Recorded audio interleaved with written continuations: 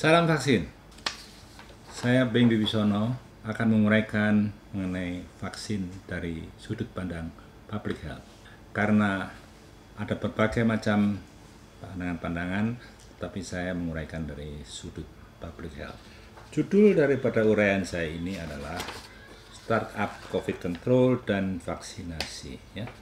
Kita mempunyai beberapa fakta yang pada saat ini sudah ada, yaitu pertama, imunisasi yang aktif adalah imunisasi alamiah yang terbaik ya.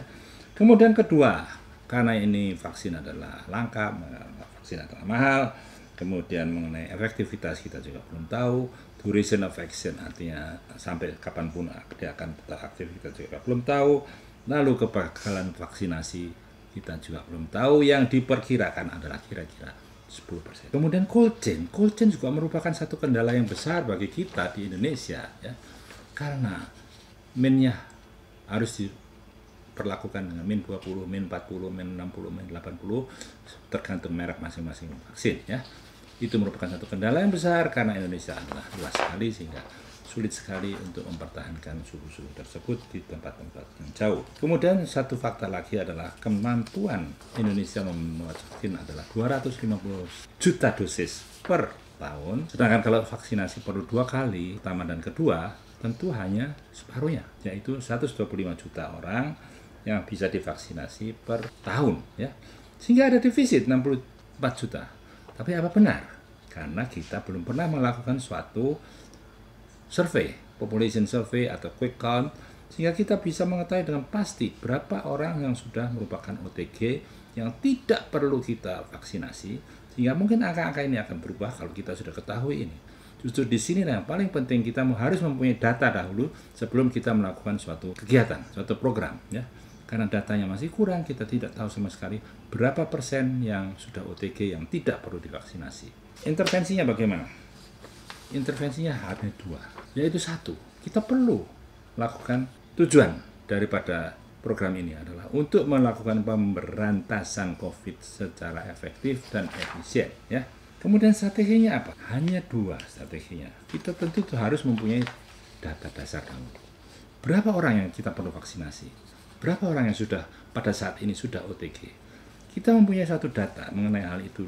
Pada waktu satu survei di daerah Jawa Tengah, di Semarang, 1.500 orang, taruna, kepolisian, 300 ternyata sudah positif. Jadi kira-kira 20% dari seluruh rakyat Indonesia pada saat ini sudah positif. Kira-kira, kita tidak bisa tahu karena kita belum melakukan quick count yang seharusnya dilakukan untuk mendapatkan data dasar, sehingga kita bisa melakukan perencanaan yang lebih baik, lebih teliti ya. Terus, kedua adalah paling penting, pisahkan kelompok risiko tinggi dengan kelompok risiko rendah.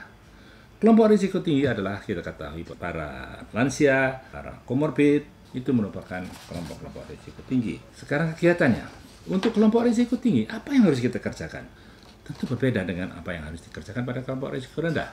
Kelompok risiko tinggi, kita harus melindungi, prinsipnya, lindungi mereka, para lansia dan para komorbid. Jadi bagaimana itu? Ya, kita harus tentu saja memberikan satu prioritas. Pada waktu antri, di kereta, di pesawat, di bis, mereka harus mempunyai jalur khusus orang-orang yang berisiko tinggi tersebut. Mereka tidak boleh lama-lama berada di dalam kerumunan. Harus langsung ke alat perhubungan tersebut, termasuk waktu mereka sudah ada di alat perhubungan tersebut. Di kereta, mereka harus duduk mungkin satu gerbong sendiri. Di pesawat, harus duduk di depan sendiri. Di bis juga mungkin harus di baris-baris depan harus diisi dengan orang-orang yang komorbid. Prinsip harus dipisahkan, mereka tidak boleh bercampur. Paling penting adalah pada waktu pilkada yang akan kita lakukan sebentar lagi, itu seharusnya dipisahkan antara kelompok risiko tinggi dengan risiko rendah. Antara jam 7 sampai jam 9 mungkin bisa diatur supaya itu adalah waktu untuk para lansia dan para komorbid. Yang lain siang hari, mulai jam 9 ke atas, itu adalah waktu untuk para pemilih yang lain ya. Kemudian kita harus juga mensosialisasikan 3M untuk para kelompok risiko tinggi, dan harus juga lebih baik mereka tinggal di rumah. Kalau tidak ada keperluan apa-apa, tinggal di rumah. Ya. Juga mereka tentu saja harus diberikan peningkatan kekuatan tubuh imunitasnya dengan protein, vitamin C, vitamin D3, kemudian dengan imunomodulator yang macam-macam pada saat ini sudah ada, yang sudah saya terangkan di dalam episode yang lalu. Dan kemudian yang satu, yang paling penting adalah orang tua tidak mempunyai sistem imun baik, sehingga virus harus dibunuh pada titik pertama, yaitu di rongga mulut dengan tiap hari minum air panas lebih dari 6 kali atau uap panas. Kita tahu bahwa negeri tirai bambu yang punya penduduk 1,4 M, kalau kita bandingkan dengan Amerika Serikat, sama-sama hawa dingin, tapi kasus COVID-nya bagaikan bumi dengan langit. Kenapa? Karena di Cina disosialisasikan hal yang sederhana sekali, yang meminta supaya semua orang menggunakan air panas 6-7 kali atau seterusnya, dan uap air panas sepanjang hari, ya. Sehingga virusnya akan mati pada titik pertama mereka masuk ke dalam tubuh, ya. Untuk high risk, kita harus menjaga diri sendiri.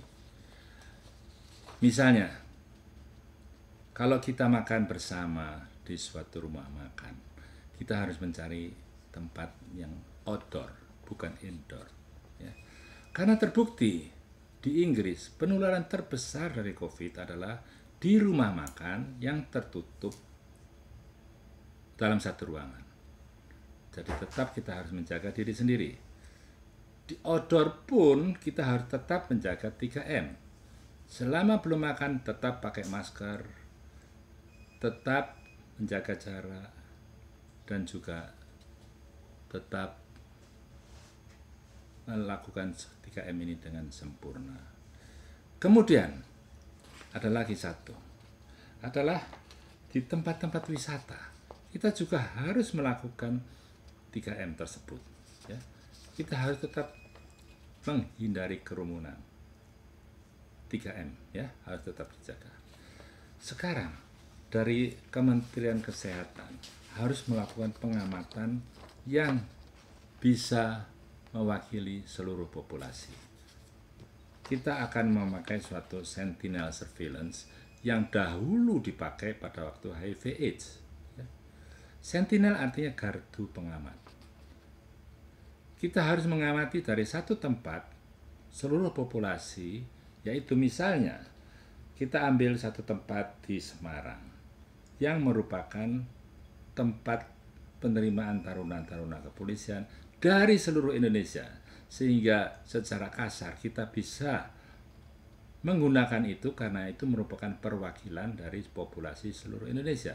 Seperti beberapa waktu yang lalu, tahun 2020, itu ada salah satu institusi yang menerima taruna-taruna kepolisian 1.500 orang dan 300 orang positif. Kita harus amati itu dari tahun ke tahun di tempat yang sama, apakah ada perkembangan daripada vaksinasi kita, ya. Kita mencari tentu saja antibodi terhadap COVID yang diperiksa dengan imunoglobulin G dan imunoglobulin M. Kalau imunoglobulin G itu berarti dia termasuk OTG, orang tanpa gejala, karena mereka masih muda-muda taruna, itu menunjukkan bahwa mereka sudah kebal terhadap COVID. Kemudian, intervensi yang harus dilakukan untuk kelompok risiko rendah. Pertama, kita harus melakukan, biarkan mereka berinteraksi satu sama lain. Karena mereka kuat. Mereka kuat membentuk antibodi. Biarkan mereka. Lalu harus divaksinasi. Dan kemudian harus juga tentu tingkatkan imunitas dengan vitamin C, vitamin D3, dan kemudian dengan imunomodulator yang banyak ada di pasaran. Dan juga air panas seperti saya ceritakan tadi, ya. Indikasi vaksinasi ada dua. Yang tanpa harus divaksinasi dan yang harus divaksinasi. Tanpa vaksinasi adalah para lansia dan para komorbid, ya. Tidak perlu divaksinasi karena divaksinasi juga percuma. Mereka tidak akan bisa membuat vaksin yang antibodi yang bagus. Dan untuk 18 tahun ke bawah kita belum tahu, sama sekali belum tahu. Jadi saya tidak berani mengatakan bahwa mereka juga merupakan kelompok yang harus divaksinasi. Nah, kemudian yang menolak vaksinasi. Nah, ini yang paling penting. Di Indonesia katanya 7,5%, tapi di negara-negara lain ada yang lebih tinggi, ya.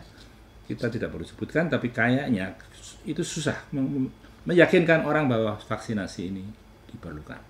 Yang harus divaksinasi, harus diimunisasi, pada prinsipnya harus sekitar 60-70%.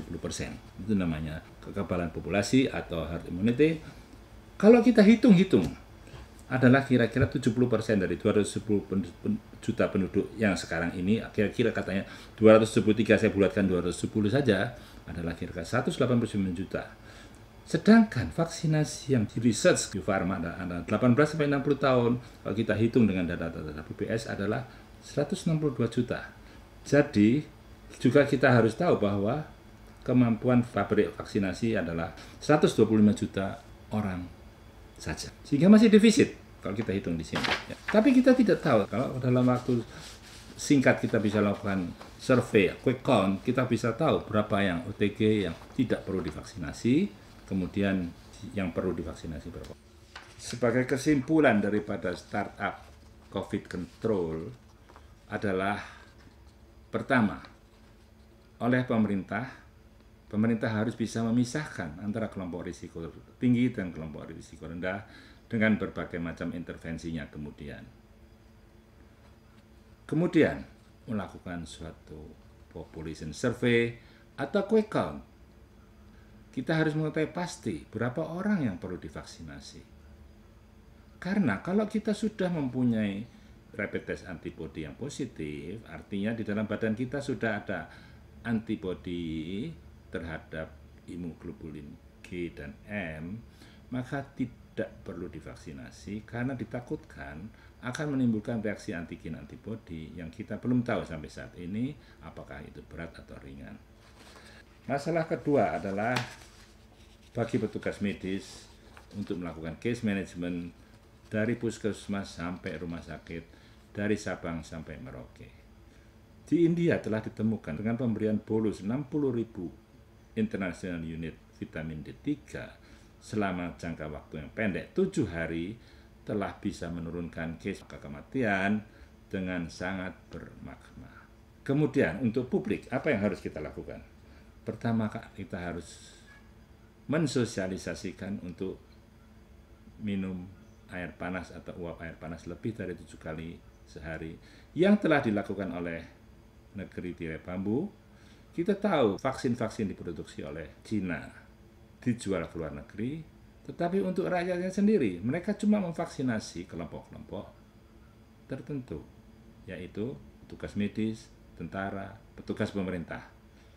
Yang lain dibiarkan saja, karena mereka yakin bahwa dengan cara intervensi mereka sudah bisa menekan kasus-kasus COVID. Kita tahu bahwa pada saat ini COVID adalah virus yang dingin yang hanya akan timbul pada musim dingin. Kita bandingkan dengan Amerika Serikat, jumlah kasus dan jumlah kematian dibandingkan dengan Cina yang penduduknya 5 kali lipat daripada Amerika, itu hanya ada 100.000 orang pasien dan kematian kurang dari 5.000 dibandingkan dengan Amerika yang berjuta-juta. Kemudian kita juga harus melakukan sosialisasi 3M, tetap harus kita jaga agar tidak ada peledakan-peledakan kasus kita di Indonesia. Bisa mencapai herd immunity, Indonesia pasti berhasil mendapatkan population yang kebal. Ya. Kemudian ini di luar kompetensi saya adalah tentu saja PHK dan ekonomi akan pulih. Ya. Harapan saya dengan presentasi ini adalah kita harapkan bahwa Pak Presiden tentu mau mengubah policy. Ada wawancara dengan Najwa Shihab. Presiden dengan santai yang mengatakan apa-apa yang salah, program yang salah, kegiatan yang salah, ya kita perbaikilah. Nah, kalau kita bisa perbaiki gini, memisahkan nomor satu antara yang kelompok risiko tinggi dan risiko rendah, tentu akan jauh lebih baik ya. Dan apa yang saya kemukakan tadi bisa dilaksanakan semua, tentu lebih baik ya. Terima kasih, sampai ketemu. Kalau Anda suka dengan video saya ini, ketik like, subscribe, dan komen, dan jangan lupa bunyikan loncengnya. Terima kasih.